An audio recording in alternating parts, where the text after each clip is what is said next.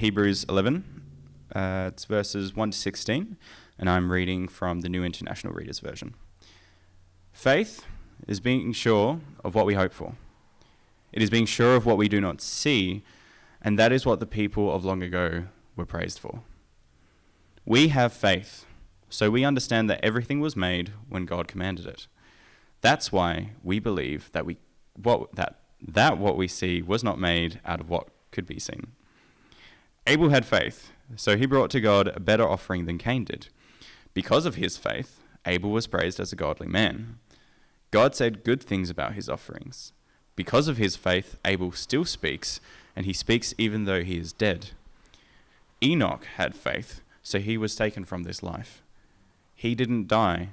He couldn't be found because God had taken him away. Before God took him, Enoch was praised as one who pleased God. Without faith, it is impossible to please God. Those who come to God must believe that he exists, and they must believe that he rewards those who look to him. Noah, he had faith, so he built an ark to save his family, and he built it because of his great respect for God. God had warned him about things that could not yet be seen, and because of his faith, Noah showed that the world that it was guilty. Because of his faith, he was considered right with God. Abraham also had faith, so he obeyed God. God called him again to go to a place he would later receive as his own, and so he went. He did it even though he didn't know where he was going. Because of his faith, he made his home in the land God had promised him. Abraham was like an outsider in this strange country. He lived there in tents, and so did Isaac, and so did Jacob. They received the same promises that he did. Abraham was looking forward to the city that has foundations. He was waiting for the city that God had planned and had built. Sarah also had faith, and so God made it possible for her to become a mother. She became a mother even though she was far too old to have children. But Sarah believed that the God who made the promise was faithful. Abraham was past the time when he could have children, but many children came from that one man. They were as many as the stars in the sky, and they were as many as the grains of sand on the seashore. No one could count them. All these people were still living by faith when they died. They didn't receive the things that God had promised them. They only saw them and welcomed them from a far way off. They openly saw that they were the outsiders and strangers on the earth. People who say things like that show that they are looking for a country of their own. What if they had been thinking of the country they had left? Then they could have returned to it. Instead, they longed for a better country. They wanted a heavenly one. So God is pleased when they call him their God, in fact. He has prepared a city for them.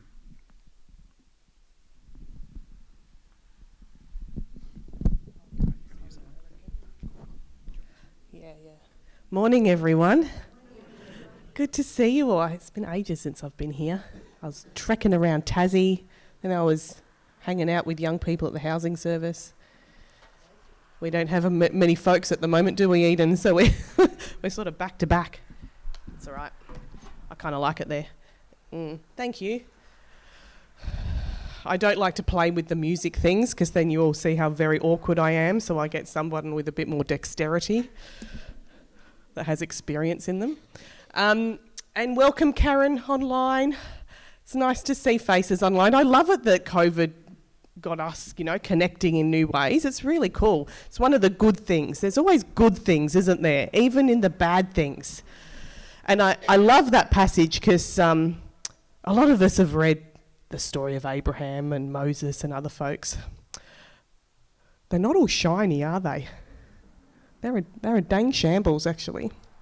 So I can live with people like that as my as folks to look up to, because I know, good, it's not all a polished story. So, but this chapter in Hebrews, the whole thing, we read to 16, yeah? It's a potent unleashing of a narrative that's held within the Hebrew scriptures, encouraging all of us to follow God, to experience God and that God life. And of course, it's all about faith. And I really recommend you go and read, particularly 20 to 40. It's so cool. You know, they talk about Rahab, and it's great. Love it. So we're talking about faith today. Faith. What is faith according to the church, you think? What is it according to the scriptures? The Hebrew text? The New Testament text? You can say things. I expect some banter. Yeah, I was waiting for you. I guess it's a hard one. Faith is believing in something without being able to physically see it, maybe. Just believing someone for what they've said to you. Okay, so where does that come from? Where does the concept of faith being belief come from? In your head? Because I want to tell you there's many different versions of what faith is. And I would say that is the church, Western church's view of faith. And it's not wrong. That's a worldview of faith. Yeah? Anyone else? Going along without the whole picture? Very similar, hey? Yeah, there should be one. I want one. Dang it. Can I have one? Just give me the blueprint and I'll follow that. Yeah, Adrian. There was a power of good beyond ourselves. So faith is about a presence of a divine, you reckon? Wow. Anyone else? Yeah.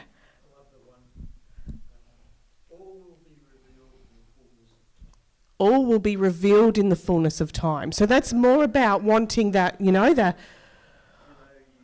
what's going to happen? Yeah? You have? Because I'm still trying to put it together. This might sound a little strange, but talk about speaking in tongues.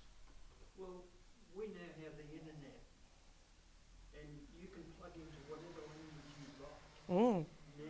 Yeah, it's very handy when speaking with someone from a different language. People in the same room, which we do, in the international scene, and they're all plugged into their language. Right? Now, 2,000 years ago, right, we didn't have that. But what we did have, Jesus said, all will be revealed in the fullness of time. Great. Thanks, John. It's evolving. Yeah. Gemma, we had a friend in Bright, we have many friends in Bright, one in particular, and he said the only difference between you and me, John, is that I think rationally. Yes. I love that. Yes. So it's about thinking with your head. Well, what's the other place you could think from? Heart. Yeah. Some might say your spirit. Emotional intelligence. Anyone else want to throw out a understanding of what God... You got something probably up your sleeve. I like to think of faith kind of like as a very active thing. An active thing. Faith in the concept. Yeah. Like that. It's something that calls you into a space of action. Yeah. Leave you there to just think and believe something. Yeah. Thanks, Breck. So that's a different worldview, isn't it? Yeah. So I love it that we're called to live by faith. But can you see there's a big sweep of understandings about even what faith is? That's okay. That's delightful, in fact. Let's bring that together and experience it together. In our church's tradition, Western church tradition, I feel like, I often dog out the Western church because I try to seek other cultures and I get sick of my own rhetoric sometimes. So let's look at the beautiful things about the Western church. And let's talk about Christian mystics. Who's done any reading of some of the mystics and their thought process? Isn't it delightful? Makes me think that I'm going to be looking into someone like Gandalf the Grey, and it's never like that. So for those of you that aren't aware who the mystics are, they're the kinds of folks that really didn't look so much about dogmas and rules, but about practices that connected people to God.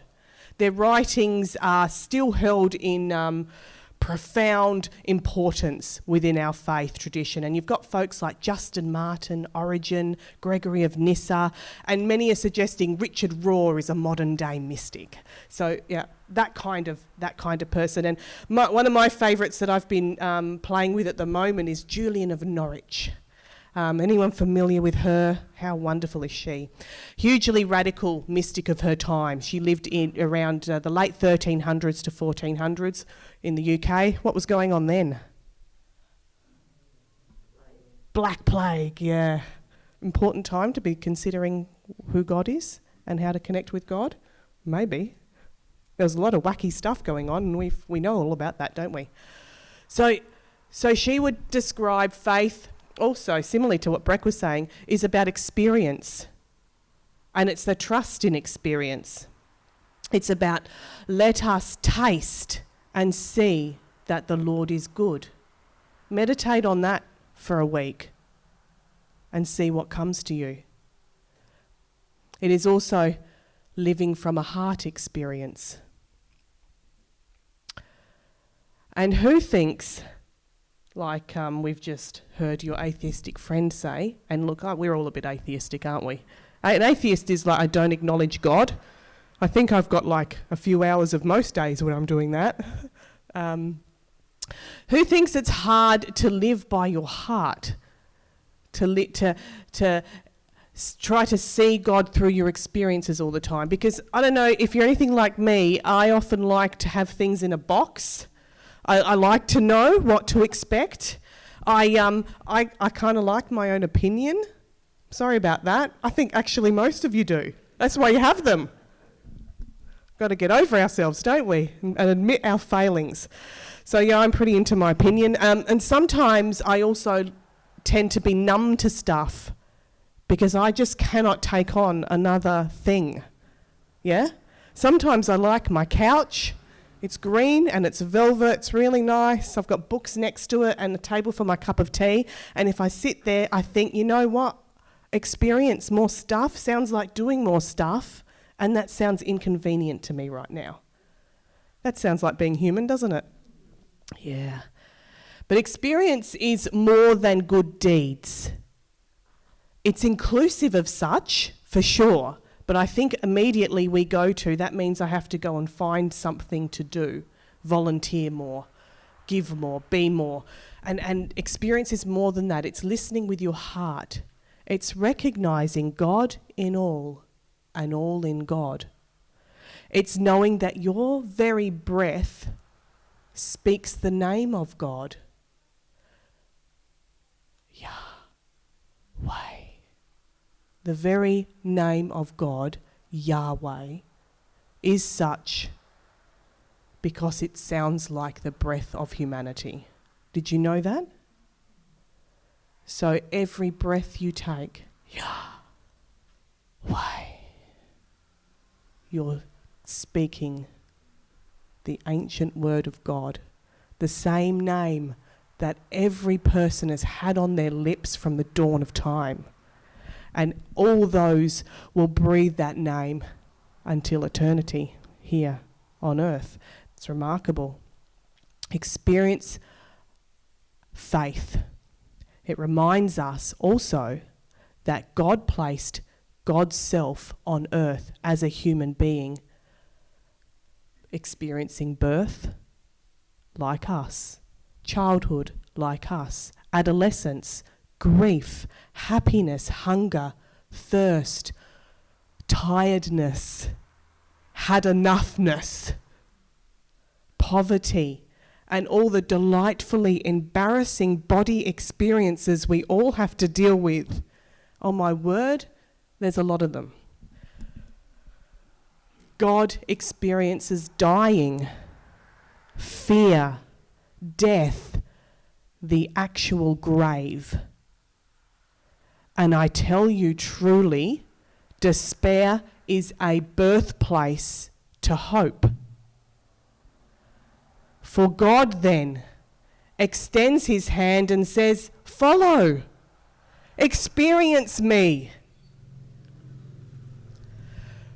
God has thrown open the kingdom to humanity in this life and death and resurrection of Christ and says, come live with me.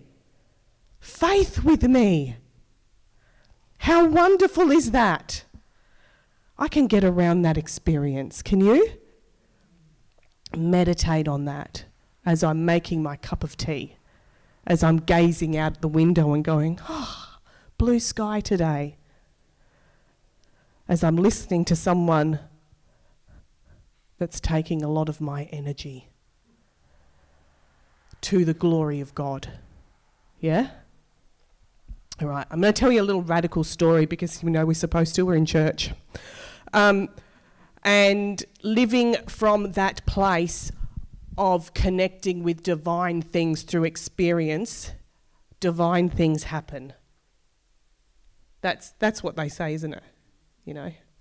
Yeah. That's what those songs that we're all singing lead us into when we live those songs. They get us into trouble, those songs. Surrender. I think, oh, we're in trouble singing that to God. He's going to call us on that. So 7 years ago, I shared a story of this baby. Oh my gosh, Brett, look at you. You're so young. Look at your face, it's all clean. What happened? And Jess Lowe, she looks like a cherub. And that's a real bubba. It's Elliot. So 7 years ago, I shared a story of this baby, Elliot, and his mummy. So when the mum we knew, she had lived with us prior, and she'd moved out and the housing broke down, and then she became pregnant and was living with her mum in her mum's lounge room, and we were eventually became pregnant.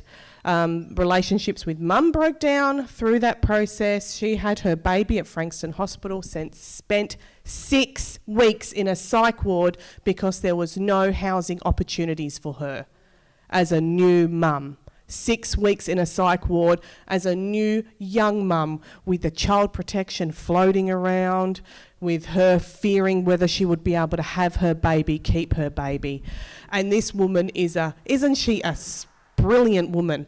She is clever, she's compassionate, she's so motivated. She's one of the people, you know, you spend some time with them and you're like, I need to have a lay down because your energy is so much. It's just highlighting how tired I am as a person. She's one of those.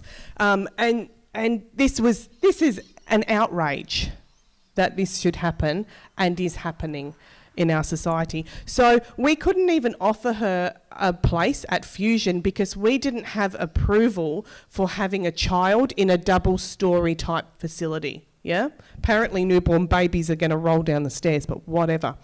So this is not okay.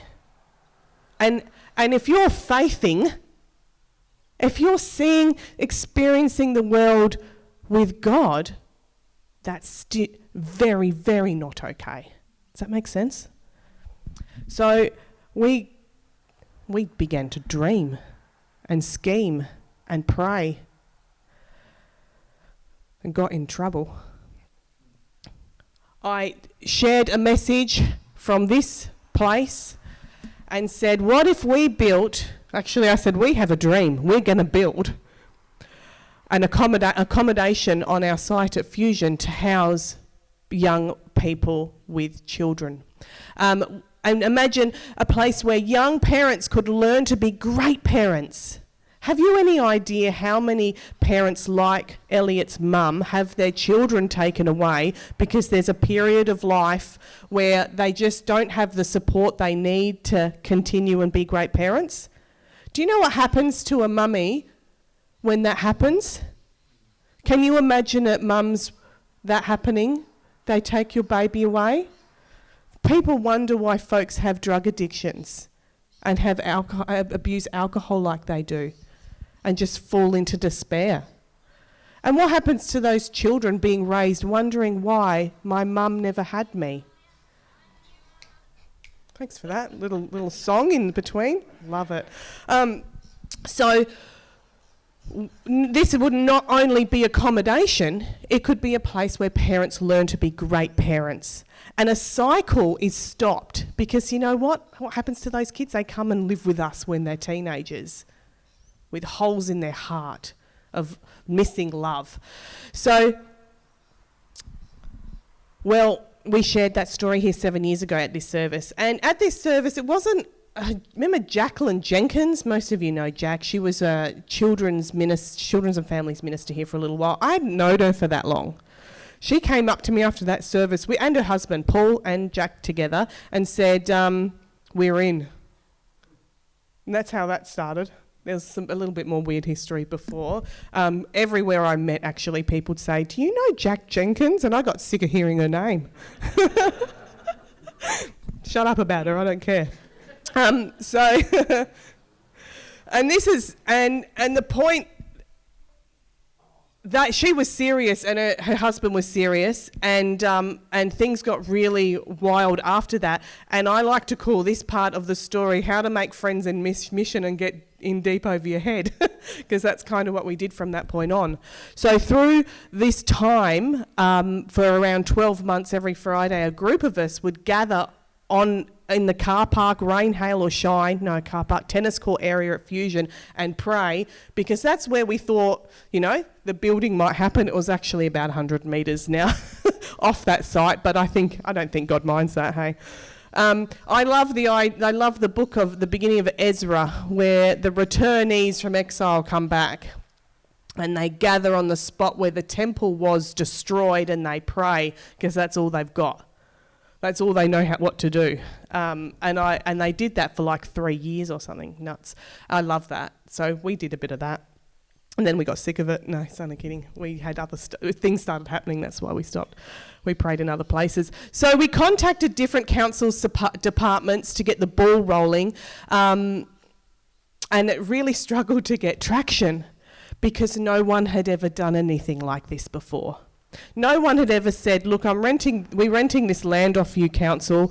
We've been doing it for 40 years. We don't really pay rent. It's just a peppercorn lease. And you know how you always want to take this land back and sell it because it's worth millions and millions. Yeah, well, we don't want you to do that because we want to do this instead. So can we do it? Yeah, people don't do that. Apparently, because it involves a lot of negotiating. It involves taking assets away from the council. And the poor officers, they have a certain job description, and what we were asking from them was way outside of it. So we wrote an amazing 20-page proposal document. We presented it at the council meeting. Everyone was very excited. The councillors were on board. So they invited officers that had to work with us, and they're all standing in a row up the back thinking, you're going to give me a lot of work to do. And Jack and I were, trying to woo everyone with our videos and our stories, and we've got tons of them. And it was very exciting. It was an epic adventure. But to be honest, it was the beginning of chasing a tail round and round in circles, because one department was telling another department something else and they weren't working, and it was ridiculous. But the councillors were on board, so that's a good thing. But gee, I don't have the patience for stuff. Like, people have gone to, I know Malcolm's nodding, property and planning in the council areas. Was that a nod I got from you, or was you just like going to sleep nodding? Maybe that's what was going on. Anyway, I've got a lot of friends in council, so I'm not trying to tell this story as being bad, but what I'm saying is it was outside of their box and they were struggling with it too. Does that make sense? All right, and this process went over years. This was started 7 years ago. So I found myself looking at passages like 1 Chronicles 28:20, be strong and courageous and do the work. Don't be afraid or discouraged, for the Lord God, my God, is with you. He will not fail you or forsake you until all the work for the service of the temple of the Lord is finished. But if I'm honest, some days were more like, fear not, little flock, for it is the Father's good will to give you the kingdom. In God's kingdom, the orphan and the widow and the stranger are welcome to the table and have a home. And that was what I tried to focus on, and that's what our team tried to focus on. And if I'm completely honest, there is often at least one of our people on our team who has lost courage, who is more lost than found, is cynical, swearing at the latest thing that's closed a door, wondering why it's so hard to seek the kingdom first. And by the way, we're still operating a housing service filled with young people experiencing homelessness, with crises, with lack of places for them to move to. It's not like that's not hard or anything.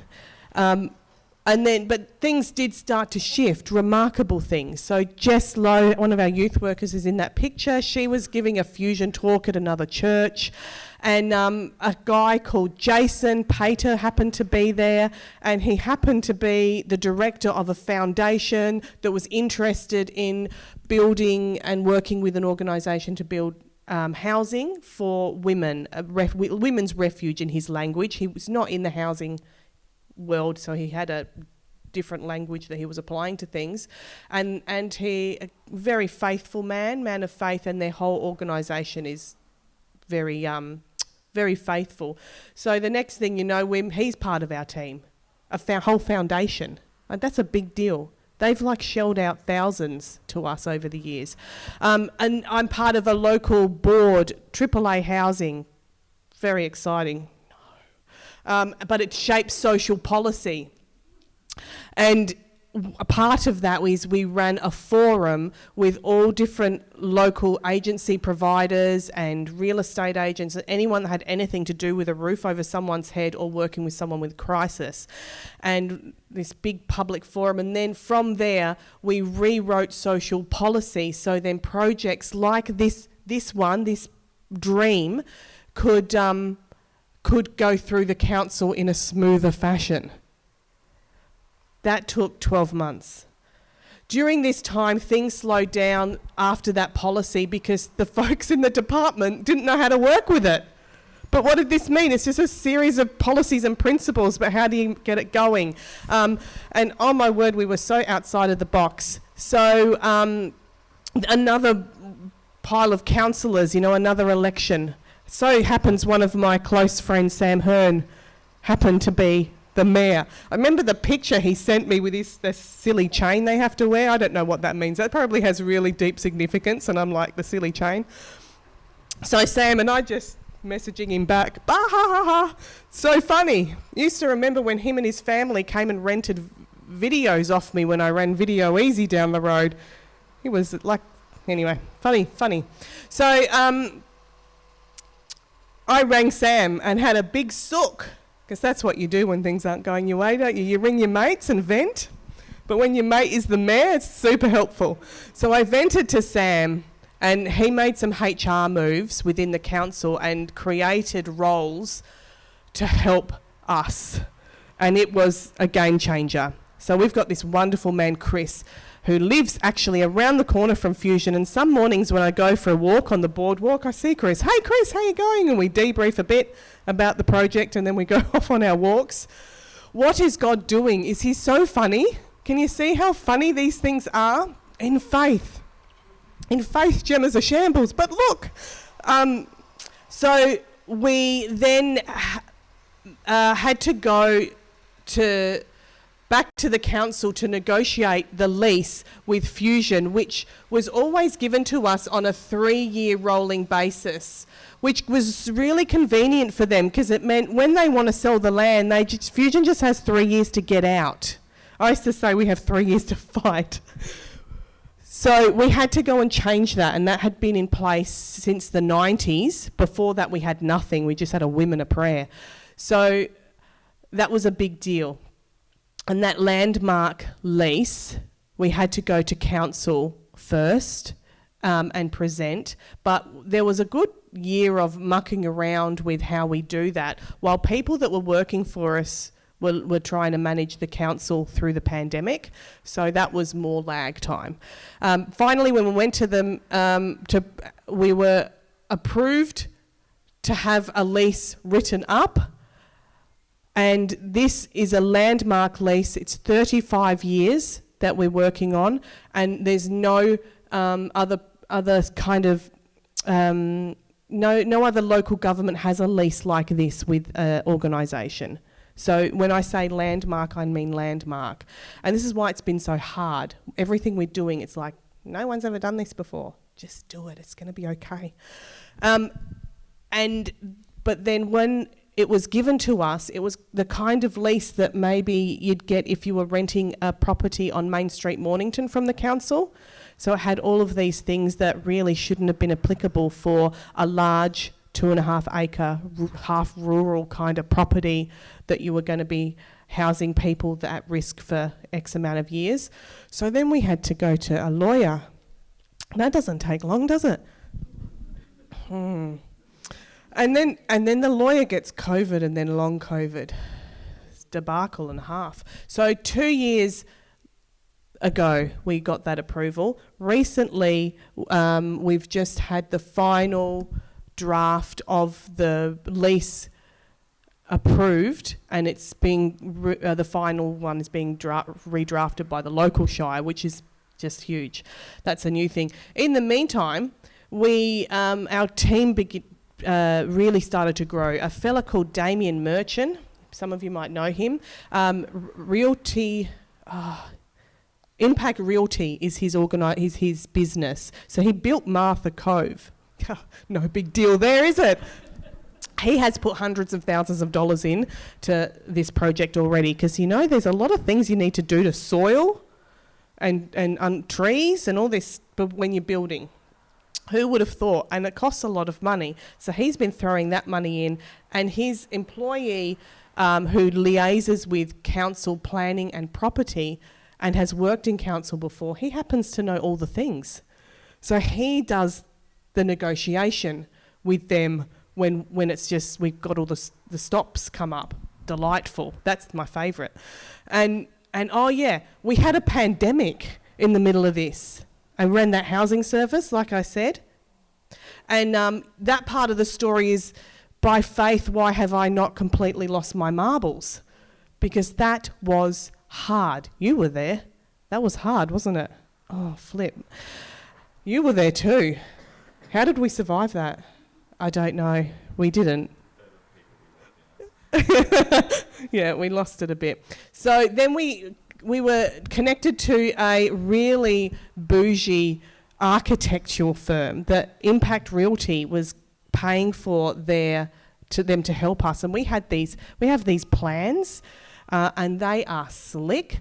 And we worked with them for about 12 months. They ran community forums, so ex-young people came back and helped to shape what is it you need, what is it like to live there, what could it be, all those sorts of questions when you have those community forums. It was so good. We had neighbours there, we had council people there, and they came away with there's document after document that they provided for us, and these plans, and we were ready to take these plans to council and say, this is what we're doing. In fact, I think we did.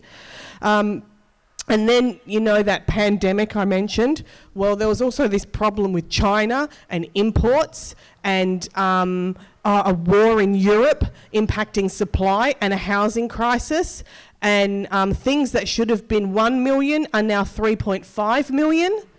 And then how am I going to take that to a board?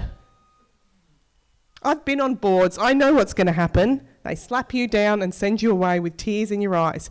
So we couldn't do that. And we've got great folks. Like, anyone know George Savides? David Coyle? Yeah, so these guys are on our team and they're brilliant. And George says to me, what is he called, Jack and I? Warm but vague.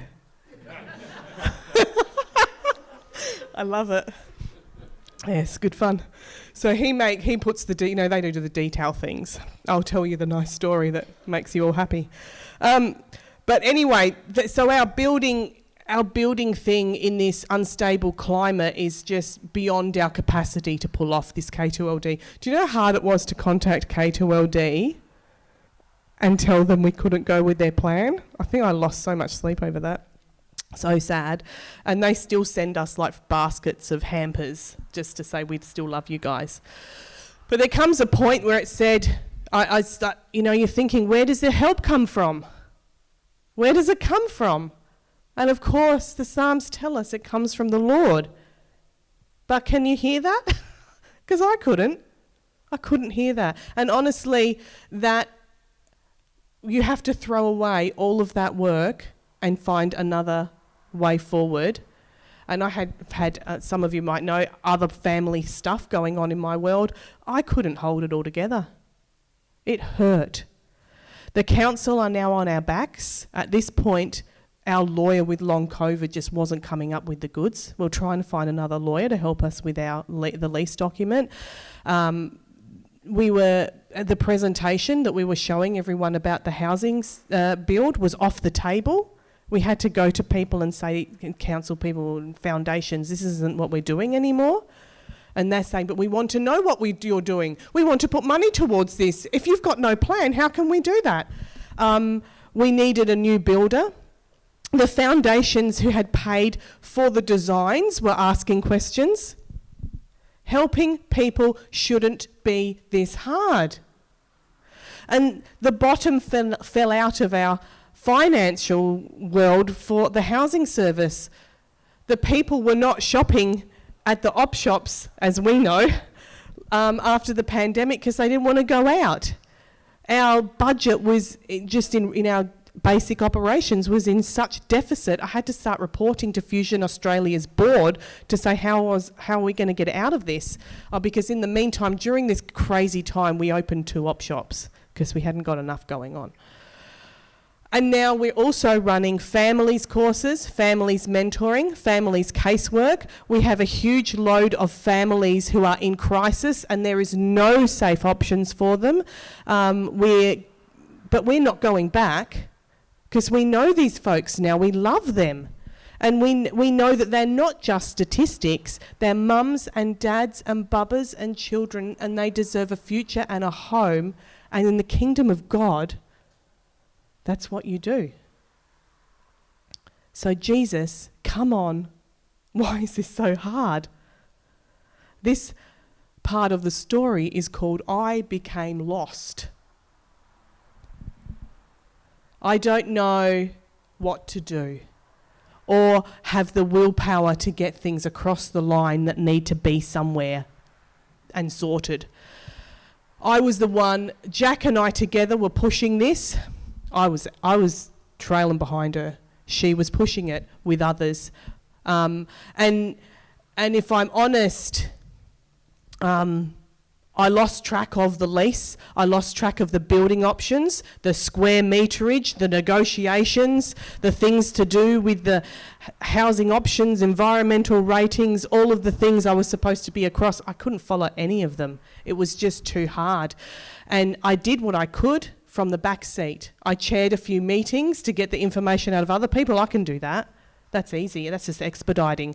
I can turn up to a building operator and hear about their houses that they build. But the whole time in my gut, I'm thinking, we had this sorted. We're back at square one. We weren't square one. I was just deflated. But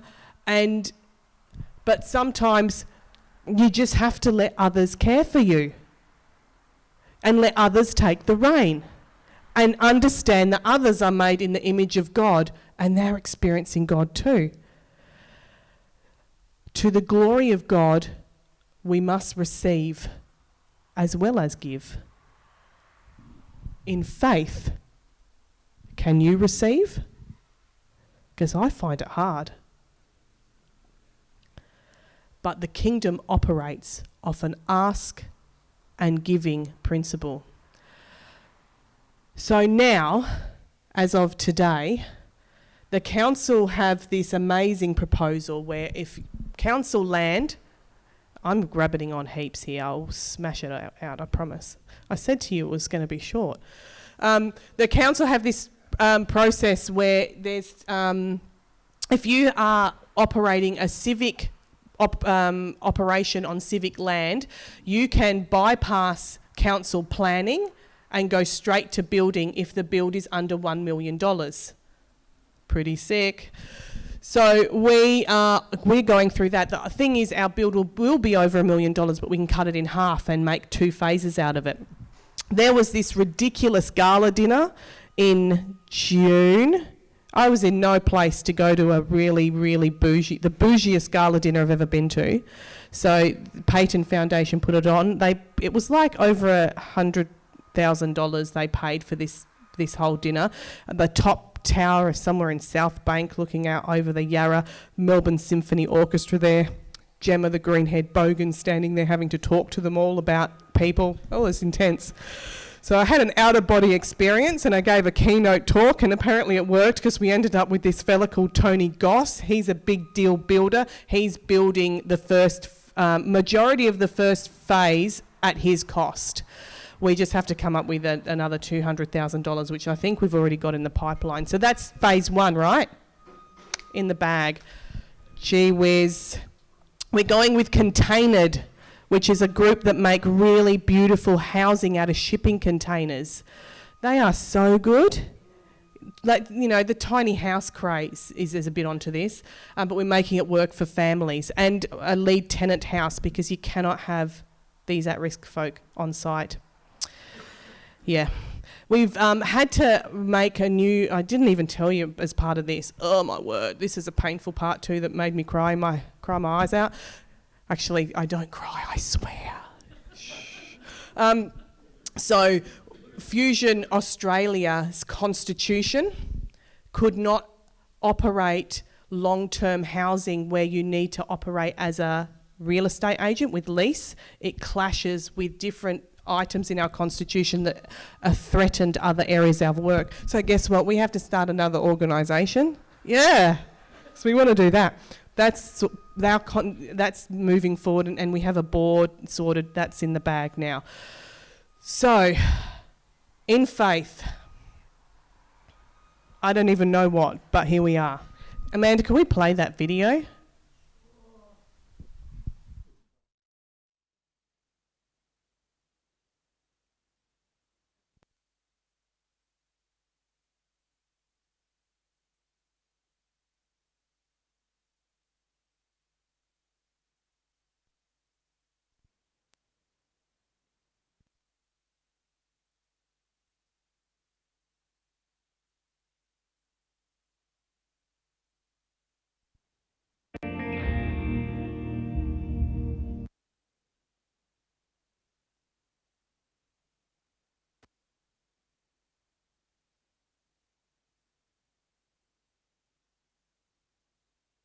I was 18. I didn't have a house, a license, or a job, and I was pregnant. I was admitted to hospital to get the support I needed for my mental health and my baby, when what I needed most was a safe place to live, but there weren't any options. My baby spent his first couple of months in the psych ward before we lived in my mother's lounge room. I was 17, still in high school, and home was not safe. I couch surfed through my pregnancy because I was scared people wouldn't let me keep my baby. When my baby came, we struggled. I'd often go without food in order to care for my child, and I second-guessed every decision as a parent. My child is now in high school, and I can see the scars that early stress has left on him. Housing and support at that time wouldn't have just changed my experience of motherhood, it would have prevented those scars. 13% of young people under 25 seeking housing assistance have one child in their care, and that doesn't include pregnant women. Many are forced to stay in abusive relationships because help is so limited, and they are scared of having their child taken away. These new mums needed more than what was available to them. Imagine there was a safe and stable place that could support these families. Somewhere they were loved, valued and cared for. Somewhere they could learn and ask questions. Somewhere they weren't isolated and could experience community. Somewhere intentionally designed to feel peaceful and welcoming. Through 16 locations across Australia, Fusion is a national accredited organisation with governance and frameworks capable of supporting young people and their families in times of homelessness. Purposefully designed with 6 family villas, communal kitchen and activity centre, lead tenant house and sensory garden for little ones to play. With a live-in family providing 24/7 support, building relationships and connecting to services they need, these families will be able to stay here for 18 to 24 months. Fusion Mornington is one of the largest centres within the network, and we have an opportunity to play our role. The village will provide opportunities for families to learn, build their confidence and live out their dreams and make their contribution to society. With your partnership, this village is possible. Will you join with me in providing a gift of a home?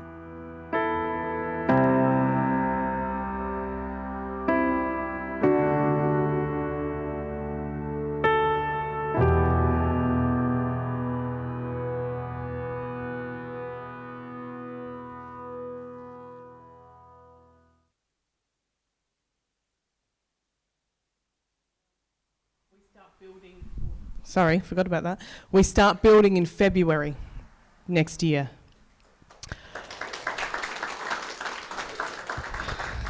Y'all all think it's over, don't you? Have you heard nothing? No. The passage that we heard today from Hebrews, those folks are approachable people. It includes Rahab the prostitute, Moses the drunk, Abraham, seriously, he was offering his wife to every fella who intimidated him. This is not a story of people that are perfect. It's not a polished, proper, clean-cut story. It's folks experiencing God with what they are and who they are. We too can do that in our everyday. Whatever you do, seek to do to the glory of God. If it's making a cup of tea with your neighbour, to the glory of God. Receiving care from a nurse, to the glory of God. Buying a litre of milk, to the glory of God. Build a village for homeless families, to the glory of God. Come, take a cup. We'll share this communion, and I'll hand over to Eden shortly.